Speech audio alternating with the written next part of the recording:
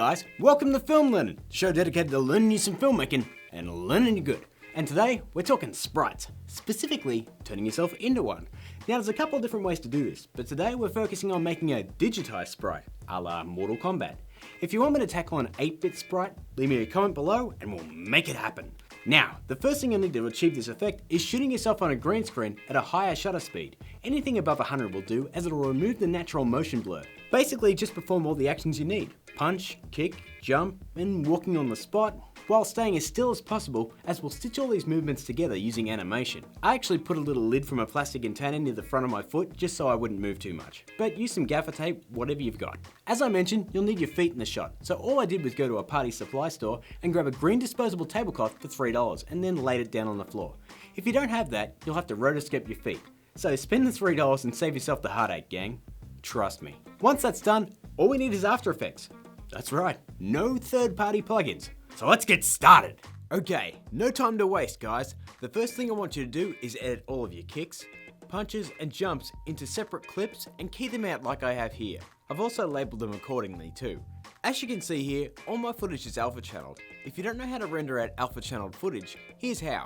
Once you've keyed your footage, hit Ctrl M, click this arrow, select Lossless with Alpha, and then change the format to QuickTime. Done. To turn your footage into a sprite, let's grab the punch clip. First off, let's head to Effect, Stylize, and add a glow.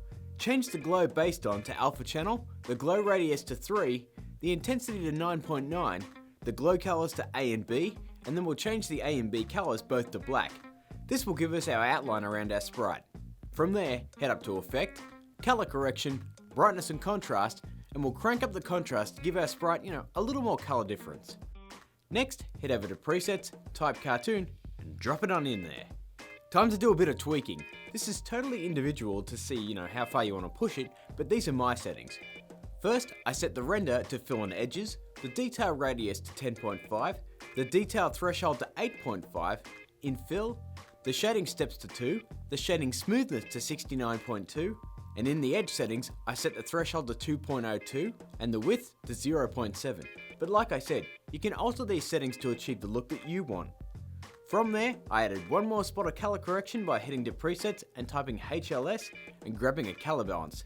I then cranked that saturation up to 42 on that bad boy. Lastly, to give our sprite a bit more of a staticky, I don't think that's a word, animation, we'll head to Presets and type Posterize Time. Drop it on the layer and crank the frame rate down to 8 frames, and this is our end result. Now, as you may have noticed, the clip doesn't exactly look fast, so we're going to do a little bit of trimming. Basically, the idea here is to remove frames to not only speed up our animation, but to make it look more fluid, like an actual game. So what we'll do is scrub through our footage, and when we find a frame or a couple of frames that we want to delete, we'll hit Ctrl-Shift-D, use the mouse to trim that split layer, then join them back up again. It's that simple. You'll probably have to do this a number of times, so I'm just going to speed up the footage here to show you the workflow. Once you're done, it should look like this. Nice, huh? Now, follow this process for each of our corresponding clips. You can copy and paste all of the sprite effects settings from the previous comp to speed things up a bit. When you're done, you should have a bunch of different action animations ready to stitch together. Now that we've got the animation right, let's head up, grab a new adjustment layer, head over to Presets, type in Mosaic, and drop it on in. You can tweak the settings to your liking, we're just trying to add a little bit of pixelation.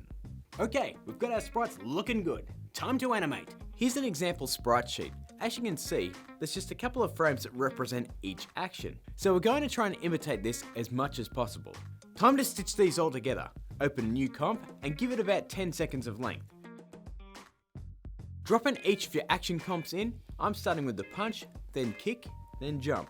The idea here is to make them blend as seamless as possible, but still look a little bit stiff because they're supposed to be sprites. To do this, follow the exact same frame deletion idea as we did before to make the animations faster. Trim a little from the end of one or the start of the next clip until they flow a little bit better. It won't be perfect by any means, but we aren't going for perfect, so it's alright. When you're done, you should have something that looks a bit like this. So we've got our sprite animations ready to go. Let's drop a background in this and finish it. To add the background layer, all I did was drop in a rip still from Sprite's resource and enlarge it. There's a link in the description so you can grab some of your own. I also added the TMNT life bar from the last episode. I know it doesn't make sense, but screw it. I also added a couple of bad guys from Final Fight. I've included those in a project file down below, and I'll show you how to animate them in a later episode. It's pretty easy. If you download the project file, you should be able to figure it out. As you can see from the timeline, I rendered out our final character animation using the lossless format, just to make things a little bit easier when putting it all together. I then animated the position so that when I jump, I actually travel across screen. Add all those steps together and you'll get something like this. So that's turning yourself into a fully animatable game sprite. The effect is really easy to pull off, but like most of these last 3 episodes, it has a few steps to get it looking right. But it's worth the effort. If you're new here, hit that subscribe button, like and share the video. If you have a request, leave a comment below. Here's the Twitter, join our Facebook page, and join me next week when I show you how to do this.